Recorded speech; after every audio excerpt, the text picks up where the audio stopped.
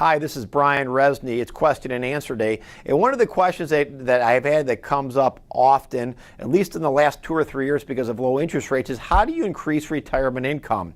And will interest rates ultimately go back to the levels we saw 8 or 10 years ago?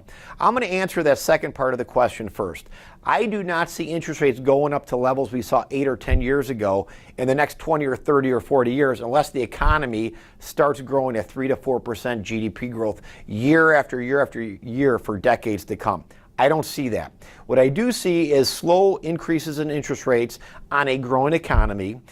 If you are an investor and you're trying to get just pure income off your investments, probably is not going to happen in the next 10 or 20 years. You need to look at total return, and that's growth of principal plus dividend combination. You can always sell some growth off in order to get income. But to think interest rates will go back to levels we saw 8 or 10 years ago, I think that is not going to happen, again, unless the economy here is just booming, which again I don't see.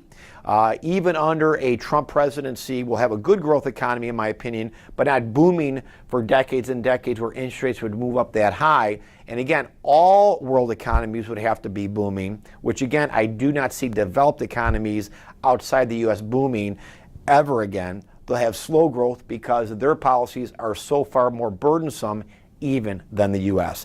If you're not a client of our firm, call us. It's time you became a client. Schedule that needed consultation. Let's take a look at your portfolio. Let's get you back on track. It's time you had real money management without the conflicts of Wall Street. Have a safe and profitable day.